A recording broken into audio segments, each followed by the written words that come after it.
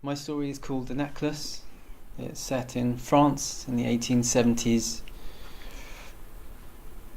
The couple, Delphine and her husband Albert, live not far from Paris. Delphine is from a family of clerks, and she's married to Albert, who's also a clerk.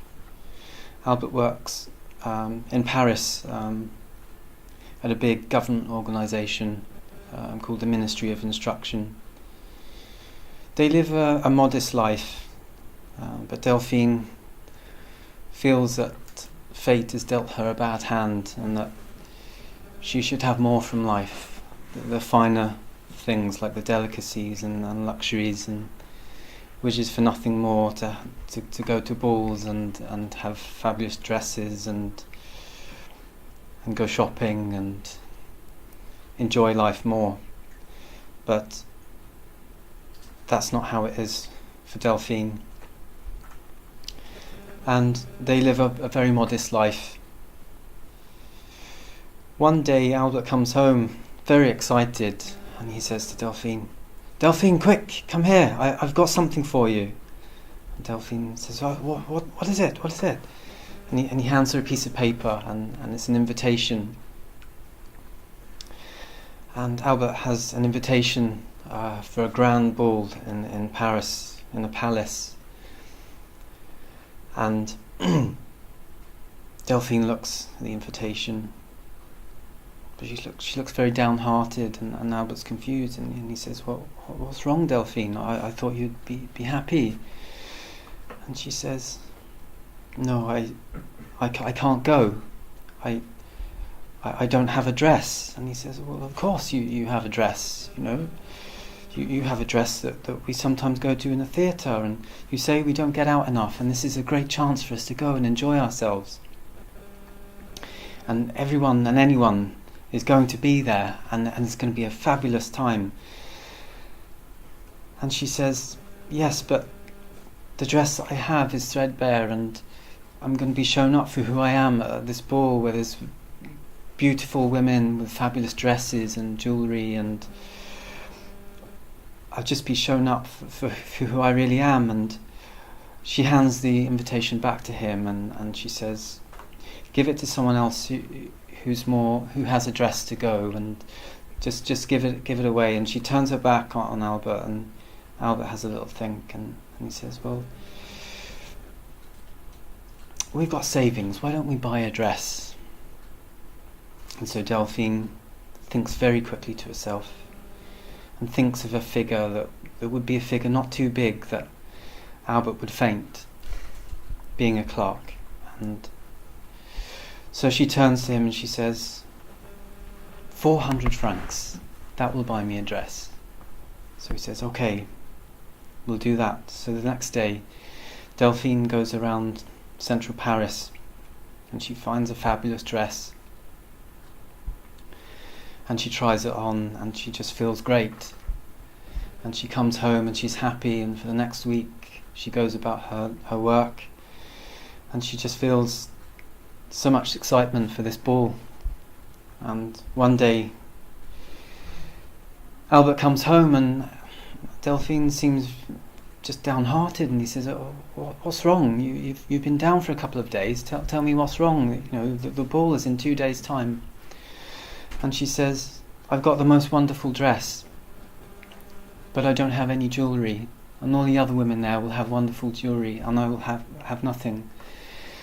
And so Albert says, well, flowers are very fashionable now. Why don't you wear some flowers?"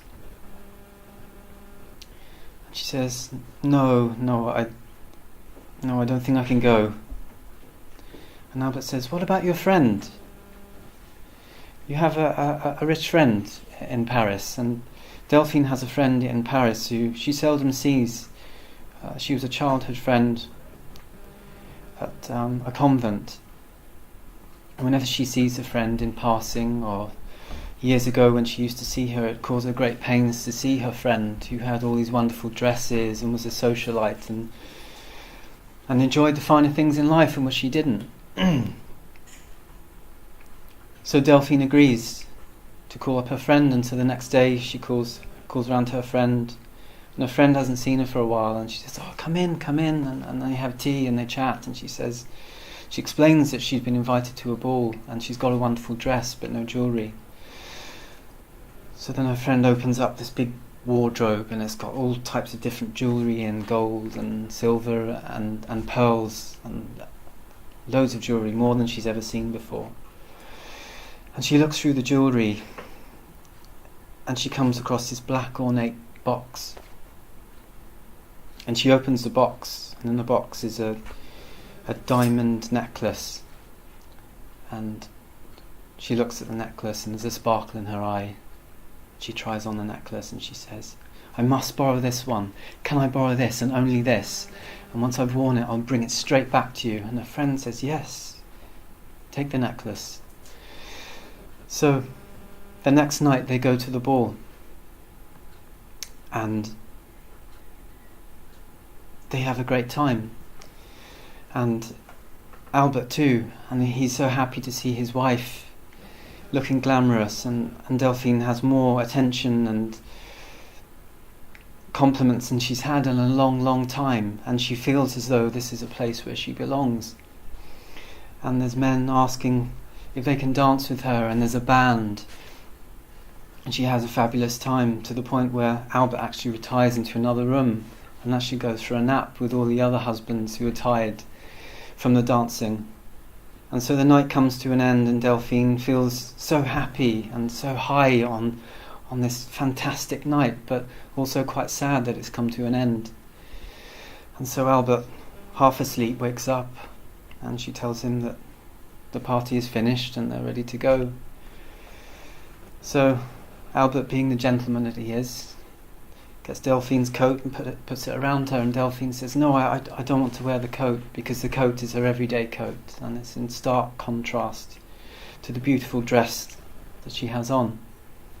So Delphine balls up the coat and puts it under her arm, and they leave the palace and they find a carriage, and Delphine shivers all the way home because it's freezing. And they get back and they climb the steps to the house and they get ready for bed.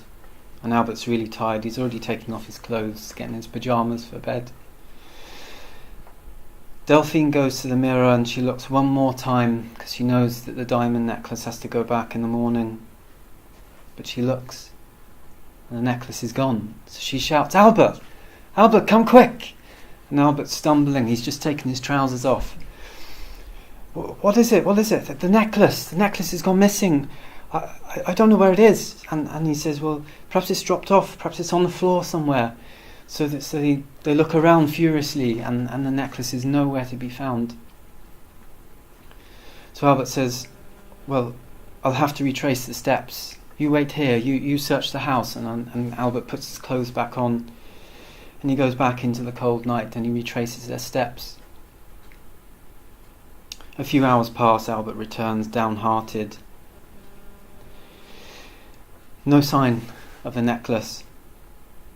And so through the night they're awake and worried and wondering what they're going to do. And Delphine says, I don't know what I'm going to do. I can't tell her that I've lost her diamond necklace." And so Albert says, "Well, we'll write her a letter and we'll tell her that the clasp on the necklace is broken, and that we've taken it to the jeweller's and we'll return it in a week." So the night goes on, and they sit together wondering about what they're going to do, and they're racking their brains as to the number of the cab that took them home, and neither can think of the number. So the next day, Delphine makes up posters, plasters them everywhere to find this necklace that's just been lost. She goes to the police station and it's not there, and she leaves a message to say that if it's found, that please could it be returned.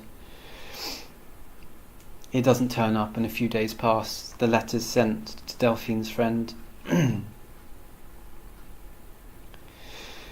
So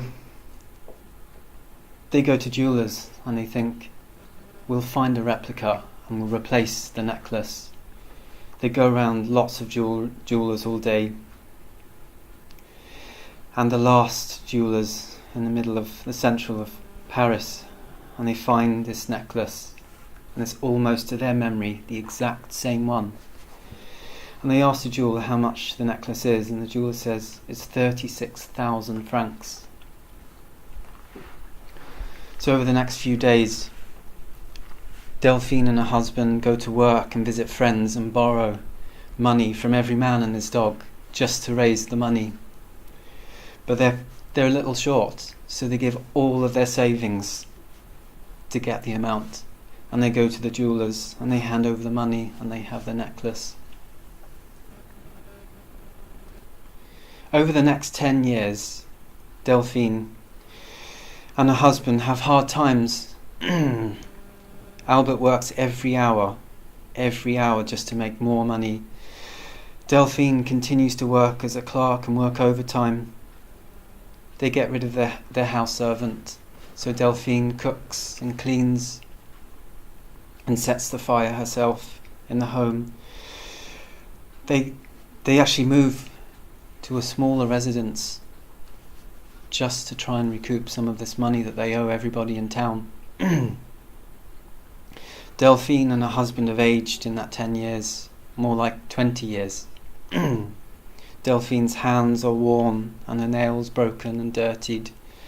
She looks dishevelled. Her husband just looks constantly tired. And so 10 years after losing the necklace, Delphine is in town and she sees her friend. And she says hi, and her friend kind of looks at her and says, "Do I know you?" And she says, "Yes, it's me, it's Delphine." And she says, "My gosh, Delphine, what's happened?" And she said, "Albert and I have fallen on hard times. We've moved to another part of town. In actual fact, it's your fault that we've fallen on hard times." And her friend turns to her and she says, "Why ever would it be my fault?" And she says, "Well, if truth be told, the necklace that you lent me 10 years ago, I lost the necklace. My husband and I went to a jeweller's and we bought a diamond necklace to replace yours. And it's ruined our lives ever since." And her friend turns to her and she says, "But the necklace was only an imitation worth 400 francs.